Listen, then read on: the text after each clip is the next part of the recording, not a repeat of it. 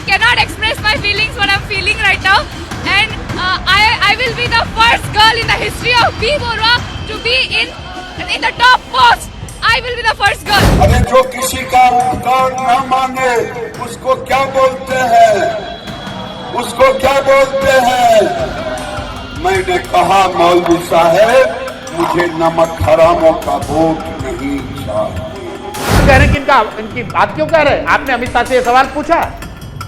आपने अमित शाह जी से ये सवाल पूछा कि सर आपने जिसको उप मुख्यमंत्री बनाया है वो 7 लोगों की हत्या मतलब नरसंहार हो गया, 7 लोगों की हत्या का वो आदमी अभियुक्त है, जेल काटा है। दोस्तों, भारतीय जनता पार्टी के नेता हेमंता बिस्व शर्मा जैसे नफरती मुख्यमंत्री किस तरीके से मुसलमानों के खिलाफ खुलेआम जहर उगलते हैं और अब उसी जहर का खामियाजा उनको असम में जो है वो भुगतना पड़ रहा है। आज के इस वीडियो में बताऊंगा कि कैसे राजनीतिक जमीन पूरी तरीके से ध्वस्त हो चुकी है असम में भारतीय जनता पार्टी की। मुसलमानों को गाली देना, बुलडोजर एक्शन और बांग्लादेशी और रोहिंग्या का मुद्दा उठाना, मुसलमानों को आतंकवादियों की तरह पेश करना अपने ट्विटर हैंडल पर, यह सब कुछ भारी पड़ना शुरू हो चुका है। क्या कुछ मामला है, कैसे चारों खाने चित्त हुई है असम में भारतीय जनता पार्टी और कैसे कांग्रेस ने उठा के पटका है, वो भी मैं आज आपको दिखलाने और बतलाने की कोशिश करूंगा।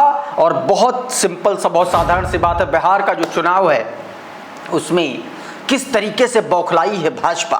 गिरिराज सिंह से लेकर के मैथिली ठाकुर तक के भाजपाई कैसे मुसलमानों के नाम पर लोगों को बांटने का काम कर रहे हैं। कल राजनीति में पदार्पण जिन मैथिली ठाकुर का हुआ, आखिर वो भी क्यों हिंदू मुसलमान करने लगी, इसके बारे में भी मैं आपको बताऊंगा। दोस्तों, तमाम सारी खबरें हैं और गोदी मीडिया से जुड़ी 2 खबरें हैं, सुशांत सिन्हा और चित्रा त्रिपाठी, उसके लिए बैठिएगा, देखिएगा पूरा। और एक और बहुत इंपॉर्टेंट खबर कैसे विदेश में एक नफरती चिंटू ने गांजे के नशे में थू करवा दी, पूरे भारत की मिट्टी पलीत करा दी दुनिया भर में। बहुत सारी खबरें हैं, सब कुछ दिखाऊंगा, लेकिन सबसे पहले मैं चाहता हूं कि एक बयान सुनिए, एक बयान खुशी का, एक बयान जीत का। सुनिए जरा पहले। I cannot express my feelings, what I'm feeling right now, and I will be the first girl in the history of B Borua to be in the top post. I will be the first girl. ये जो बयान आपने सुना है ना दोस्तों, ये छात्र संघ चुनाव में NSUI की जीत का एक आगाज है, जीत की शुरुआत। दोस्तों, पत्ता साफ हो गया है। असम में छात्र संघ चुनाव में भारतीय जनता पार्टी का पत्ता साफ हो गया। असम का जो बोरुआ कॉलेज है वहां के सभी पदों पर भारतीय जनता पार्टी बुरी तरीके से हार गई। अध्यक्ष से लेकर के महासचिव और महासचिव से लेकर के सहायक महासचिव तक हर पोस्ट पर, हर पद पर कांग्रेस पार्टी ने शानदार जीत दर्ज की है। भारतीय जनता पार्टी चारों खाने चित्त हो गई दोस्तों, और इसीलिए अब यह कहा जा रहा है कि भाजपा जो है वो असम में बुरी तरीके से हारने जा रही। दोस्तों, आप सभी को पता है कि अगले साल विधानसभा के चुनाव हैं असम में, और उससे पहले किस किस तरीके के मुसलमानों को लेकर के एक पूरा का पूरा नैरेटिव तैयार किया जा रहा है। कभी उनको पाकिस्तानी बताया जाता है, कभी उनको बांग्लादेशी बताया जाता है, कभी उनको आतंकवादी बताया जाता है, और ये सब कुछ होता है भारतीय जनता पार्टी की हेमंता बिस्व शर्मा की सरकार के इशारों पर। उन्हीं के नफरती चिंटू, उन्हीं के चेले चपाटे मुसलमानों को प्रताड़ित करते हैं। और अब देखिए, राजनीतिक तौर पर धुरी जो है इधर से उधर नाच गई है, और सियासत की धुरी नाचते ही भारतीय जनता पार्टी चारों खाने चित्त हो गई और शुरुआत हो चुकी है छात्र संघ चुनाव से, जो मैंने अभी आपको इस स्टोरी में दिखाया। अब बात करते हैं बिहार की। बिहार में विधानसभा के चुनाव है, तमाम सारे भारतीय जनता पार्टी के पूरा का पूरा अमला बिहार में डेरा डाले हुए हैं। बावजूद इसके कुछ पत्ता हिलता हुआ नजर आ नहीं रहा है, तो निकाल लिया अपना पुराना वाला शिगुफा, मुसलमानों के खिलाफ नफरत वाला, उतार दिए अपने नफरती मैदान में भाजपा ने गिरिराज सिंह जैसे नफरतियों को। गिरिराज सिंह ने बीते दिनों एक बयान दिया और मुसलमानों को एक तरीके से मतलब गाली तक दे डाली। सबसे पहले मैं चाहता हूं कि आप गिरिराज सिंह ने क्या कहा है वो सुनिए और उसके बाद आगे की बात।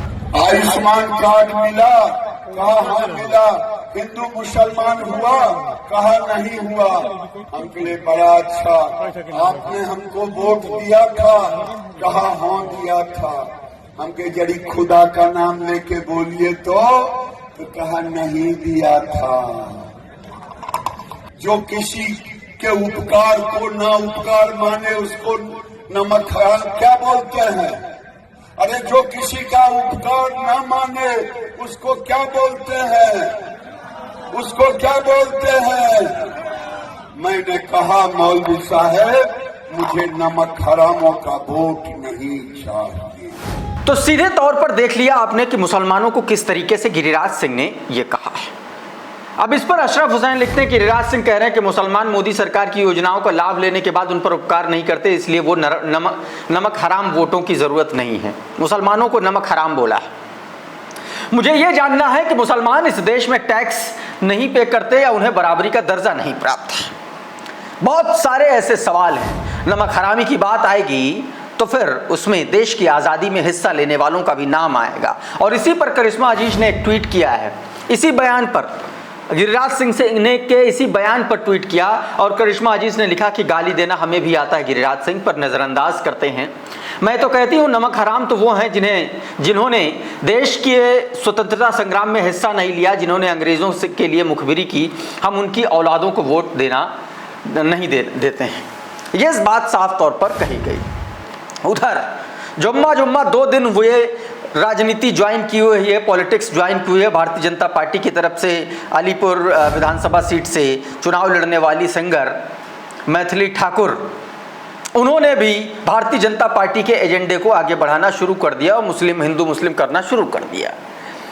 बीते दिनों मैथिली ठाकुर ने एक ऐलान कर दिया और कहा कि वहाँ का जो इलाका है आदिल नगर, उसका नाम बदल के आदर्श नगर करेंगे।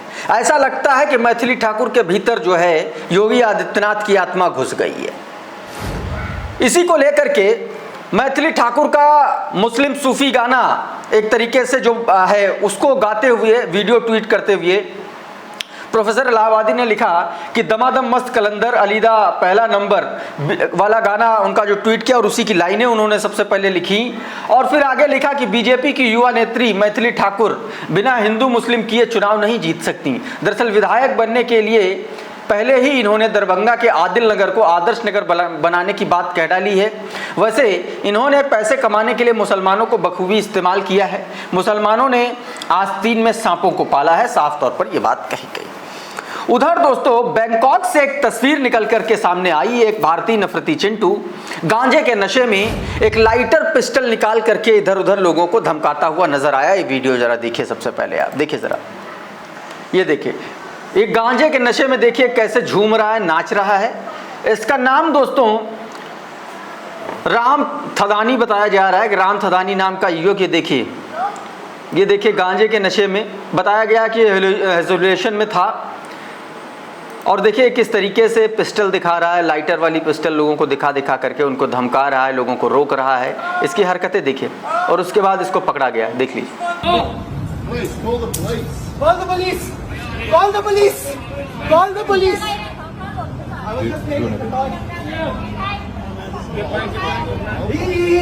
तो देखा ये आदमी किस तरीके से भड़क उठा जब लोग वहां से उसको हटाने लगे।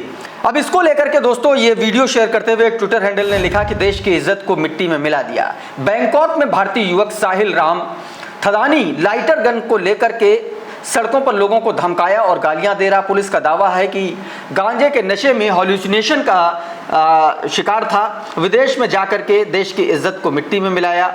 नशा करके देश का इज्जत बेचना गर्व की बात है क्या? इस तरीके से लोग सवाल उठा रहे हैं। उधर बिहार में इन दिनों चित्रा त्रिपाठी एकदम छाया हुआ नाम बन चुकी हैं, अच्छे काम के लिए नहीं, साफ तौर पर दलितों को नीचा दिखाने के लिए, एक तरीके से भारतीय जनता पार्टी का एजेंडा चलाने के लिए। लेकिन सामना हो गया प्रशांत किशोर से। प्रशांत किशोर से इन्होंने सम्राट चौधरी को लेकर के बयान दे डाला और प्रशांत किशोर ने फिर किस तरीके से चित्रा त्रिपाठी की और सम्राट चौधरी की धज्जियां उड़ाई, वो आप खुद इस वीडियो में देख लीजिए। कह रहे हैं कि इनकी बात क्यों कह रहे हैं? आपने अमित शाह से यह सवाल पूछा? आपने अमित शाह जी से यह सवाल पूछा कि सर आपने जिसको उप मुख्यमंत्री बनाया है वो 7 लोगों के हत्या, 7 लोगों की हत्या मतलब नरसंहार हो गया, 7 लोगों की हत्या का वो आदमी अभियुक्त है, जेल काटा है और वो आदमी ये बता भी नहीं रहा है कि वो कर क्या रहा है और आप कह रहे हैं कि पीछे पड़ गए। ये पीछे पड़ना है। अब इसी को लेकर के अभिषेक लिखते हैं कि ऐसे एंकरों को अगर दलाल कह दोगे तो चिढ़ जाते हैं। भाजपा पर सवाल उठते ही चेहरे का हाव भाव देखिए। सवाल उठाया गया कि 7 लोगों की हत्या में अभियुक्त सम्राट चौधरी को भाजपा ने बिहार का उप मुख्यमंत्री बनाया। चित्रा त्रिपाठी उसे यह कहकर डिफेंड कर रही कि जनता उसकी पार्टी को चुन रही है। ये बात दोस्तों चित्रा त्रिपाठी कही उन्होंने। उधर सुशांत सिन्हा दिवाली आते ही एक्टिव हो गया है और जैसे ही एक्टिव हुआ उसके पुराने ट्वीट लोग उसको दिखाने लगे हैं। सुशांत सिन्हा ने दोस्तों एक ट्वीट किया बीते दिनों कि रावण जल गया, पर पिछले उसका जो ट्वीट है वो मैं सबसे पहले आपको दिखाता हूँ। इसने जो है दोस्तों दिवाली पर लेकर के AQI को लेकर के एक ट्वीट किया और इसने कहा था कि दिल्ली में ऑलरेडी AQI 300 के करीब है। कल दिवाली पर इकोसिस्टम पीछा छाती पीटने वाले आएगा तो लोड नहीं लेने का, पटाखे फोड़ने का है। हैप्पी दिवाली सबको, ये बात इसने कही। अब इसको जो है अशरफ हुसैन ने आईना दिखा दिया इसके पुराने स्क्रीनशॉट को लेकर के। देखिए जरा क्या कुछ बताया गया। बताया गया कि कल से कुछ लोग इस बात पर बहुत खुश हैं कि दिल्ली में पटाखे चले और अरविंद केजरीवाल जो चाहते थे वो नहीं हो पाया। अरे भाई, जो प्रदूषण हुआ उससे सिर्फ अरविंद केजरीवाल के फेफड़े जलेंगे क्या? आपके हमारे बच्चों के फेफड़े में धुआं नहीं जाएगा क्या? गजबे है। पुराने ट्वीट इसको लोग दिखा रहे हैं। रावण, तो आप ये सोचिए, एक और ट्वीट देखिए जरा। इसमें लिखा कि रावण जल गया पर पीछे प्रदूषण का गुबार छोड़ गया। दिल्ली में हवा फिर जहरीली हो रही है। दिवाली पर पटाखे कम छोड़ें, इसी हवा में सांस लेना है आपको भी। इसका जो पुराना ट्वीट है वो लगाते हुए और नया AQI डालते हुए दोस्तों, नया ट्वीट का स्क्रीनशॉट लगाते हुए प्रोफेसर इलाहाबादी ने लिखा कि सुशांत सिन्हा बीजेपी पत्रकार, सारी तथाकथित जर्नलिस्ट, इसका गला दोपना देखिए और सोचिए कि ऐसे लोगों की ट्रेनिंग ढंग से क्यों नहीं दी गई। रवीश जरनो सर, मुझे आपसे हमेशा नाराजगी रहती है, ऐसे लोगों को आपने कैसे आस्तीन में पाल रखे थे। ये बात दोस्तों कही, क्योंकि सुशांत सिन्हा उस वक्त NDTV में था, तब ऐसे ट्वीट करता था और अब सुशांत सिन्हा एकदम जो है बदल गया है। उधर दोस्तों एक और वीडियो सामने आया, एक वीडियो बॉलीवुड से जुड़ा हुआ, जब सनी देओल और शाहरुख खान की अरसे बाद मुलाकात हुई, क्योंकि डर फिल्म के बाद लगातार इन दोनों के बीच में दूरियां बढ़ गई थी और उसके बाद फिर सनी देओल से एक लंबे अरसे के बाद मुलाकात हुई। कहा जा रहा है कि सनी देओल को ना तो काम मिल रहा है, ना तो उनके बेटे बेटियों को काम मिल रहा है और इसीलिए सनी देओल को शाहरुख खान का सहारा लेना पड़ रहा है। वैसे कूल का नाम का ट्विटर हैंडल है, उसने ये वीडियो जारी किया जो अपनी स्क्रीन पर देख रहे हैं। उसने कहा कि शाहरुख को सनी देओल डर के बाद अपना जानी दुश्मन मानते थे, मगर बेरोजगारी ऐसी चीज़ है इंसान को झुकने पर मजबूर कर देती है, क्योंकि सनी देओल को पता चल गया है कि उनको और उनके बेटों को बॉलीवुड में कोई काम नहीं दे रहा है। उधर शाहरुख खान का लौंडा आर्यन खान बेस्ट डायरेक्टर बन चुका है, कुछ समझे या खुलकर लिख दूं, इस तरीके की बातें कही जा रही हैं दोस्तों। बहरहाल अभी के इस वीडियो में इतना ही। बहुत बहुत शुक्रिया, बहुत बहुत धन्यवाद। आप जुड़े रहिए द लाइव टीवी के साथ। नमस्कार। द लाइव टीवी, सच सबसे आगे।